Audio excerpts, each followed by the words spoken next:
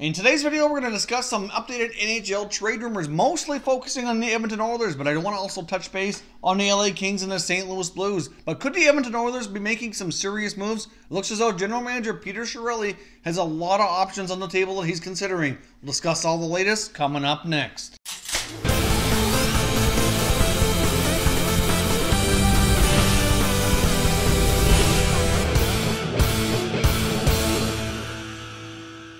Hey everyone, and welcome back to another video here at Top Shelf Hockey. If you're new to the channel, thanks for stopping by. We review and discuss all 31 NHL teams, so if you're a huge hockey fan, consider subscribing and clicking the bell so you don't miss anything. So as I mentioned off the top, we have some updated NHL trade rumors to discuss here today, mostly focusing on the Edmonton Oilers, but I do want to touch base as well on some other goaltending situations with the LA Kings and the St. Louis Blues. So let's touch on those here quickly before we jump into the bulk of it here with the Oilers. Now, of course, with the Blues and Kings both having frustrating type seasons, there is some speculation that a couple of their players that very well could find themselves on the moves would be their starting goaltenders, with Jonathan Quick of the Kings and Jake Allen of the St. Louis Blues. Now, an LA situation that we've discussed here before, Jonathan Quick has had some serious injuries in the last couple of years, which has seen him out of action for an extended period of time, both parts of last year and this year. So we've seen some other goaltenders like Jack Campbell as well as Peterson step up and kind of play relatively well. So they do have a fair bit of depth at that position.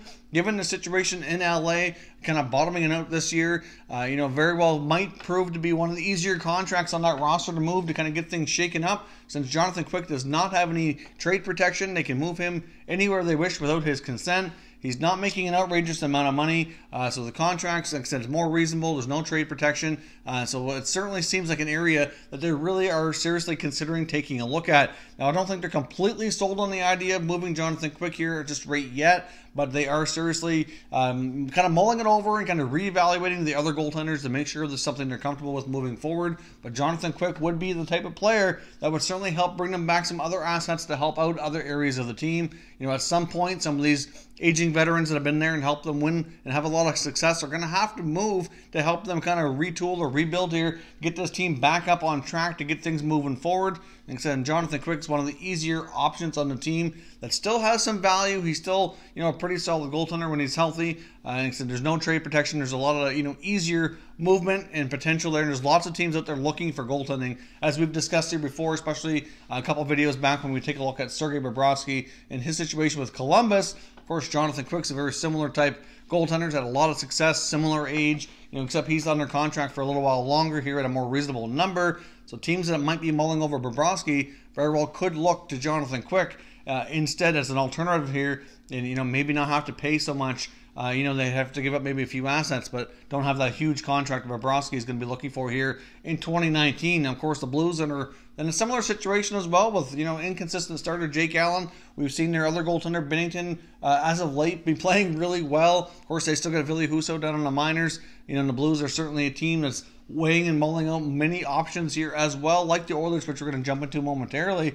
because they've been having a frustrating season. They made a lot of moves this past offseason. They had a lot of trades and key acquisitions via free agency, and things just not have worked out at all anywhere near to the point that they were hoping for, and it's been a very trying, telling year for this franchise. And, inconsistent starting goaltender Jake Allen very well might be a guy to go. And, of course, he has, a relatively reasonable contract, not too crazy, but, when you're not playing well, really anything, $3, $4, $5 million, doesn't matter what you're making. When you're not playing well, other teams are, going to be reluctant to take on that contract. But very well could be other pieces in play with the Blues as well. And as I discussed, like with the Quick piece here and Bobrovsky, there's lots of teams looking for goaltending. I do think Jake Allen's young enough that if he's given a fresh start, maybe work with a different goaltending coach, different atmosphere, different team, that very well he could end up being back to what he was always projected to be and has shown at times with St. Louis that he can be. And that's a really solid starting goaltender in the NHL. It's unfortunate. He had his best hockey back when Brian Elliott was there when they were platooning.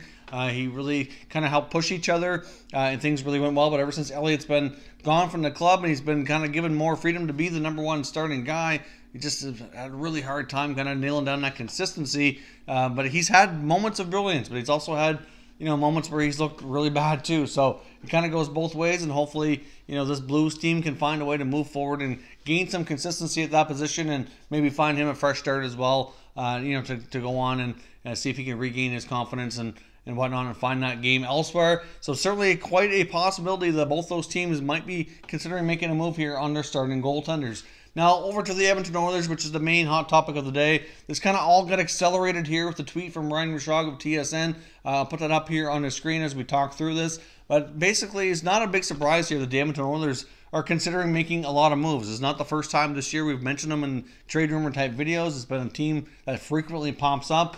Obviously, when you have guys like McDavid and Draisaitl, etc. on your team, you're expected to do well. And this team has had a lot of high draft picks over the last decade, and they just can't seem to get over the hump. I mean, Peter Chiarelli has been under fire. We saw him make some trades, this year already to try to shake things up, and really, we haven't really had a lot of success, at least not in long-term spurts. We've seen little small spurts of it, but it doesn't seem to last. They already fired Todd McClellan, brought in Ken Hitchcock. We immediately did see a bit of a boost, but that didn't last long before things have leveled out. And it just kind of comes basically down to the fact that this team just isn't as good as they need to be. And it's certainly not all on coaching for sure. But based on the information that you saw there from Ryan Rishaug, it looks as though they're considering moving goaltender Cam Talbot, youngster Jesse Puljujarvi, and they're open to moving their top picks, for the 2019-2020 drafts between the first, second round picks.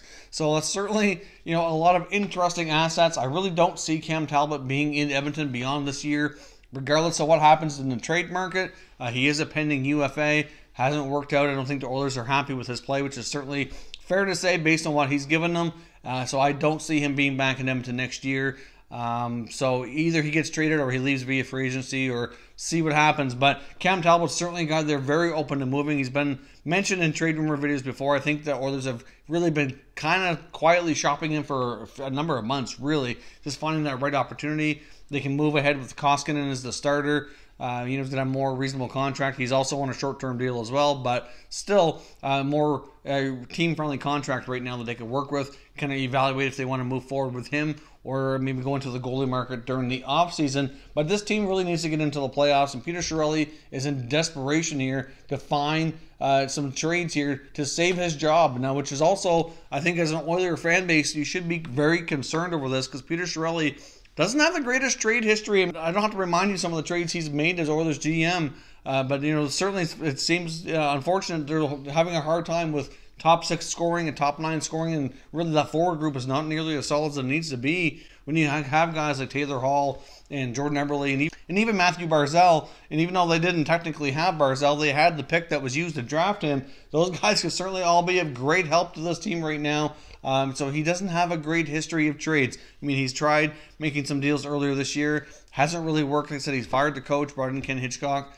Did see a little bit of a, boost short term. Hasn't been, really sustained though, which is, a major issue. You can't help but wonder how frustrated Connor McDavid's going to be. And overall, this team is just in desperation here to find a way to shake things up. I'm an Oilers fan. I'm quite concerned with Peter Chiarelli being at the helm here based on his prior history. I'd hate to see him give away Puljujarvi like he did with Hall and have him find a ton of success elsewhere. Now, I know Hall had more success in Edmonton before he was traded than Puljujarvi has, but still, either way, they appear to be willing to do a lot of things. I mean, I've even seen Darnell Nurse's name come up as well in some other trade rumor speculation, indicating that maybe they would move Nurse, maybe to a team like the Leafs, for example, for one of their young forwards who could certainly be a big help. Now, not to say that the Leafs would want to do that, but as we know, they're certainly may consider making a move to upgrade their blue line.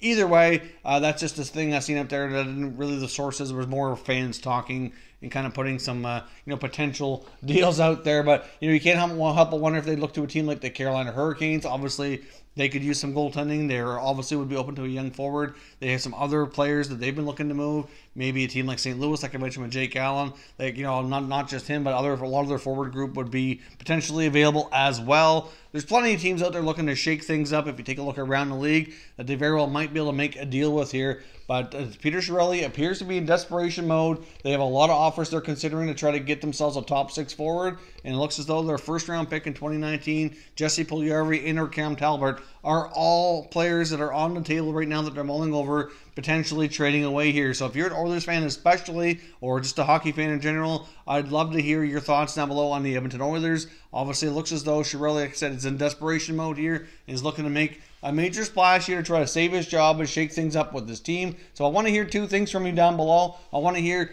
What kind of players should the Oilers be targeting? Obviously, it looks as though they're looking for a top 6 forward. So who out there might be available that you really think the Oilers should take a look at? And can Chiarelli pull this off? I mean, can he make a trade to salvage the season, make sure the Oilers get in the playoffs, and can the Oilers have any shot at making any noise in the playoffs? Because if they don't, I have to think that Chiarelli's time in Edmonton is potentially up as well. And even Ken Hitchcock is not signed to a long-term deal. He was only brought in temporarily, really, to finish up the year. So maybe could he end up leaving as well? And the Oilers could be potentially looking for a complete fresh start this offseason here yet again. If you're new to the channel here, I hope you consider subscribing. We cover all 31 NHL teams, and there's plenty of content here for all hockey fans to enjoy. So if you're new, hit that subscribe button. And if you like this video, give it a thumbs up before you go. I'd appreciate it if you did. As always, thank you very much for watching, everybody. We will catch you next time.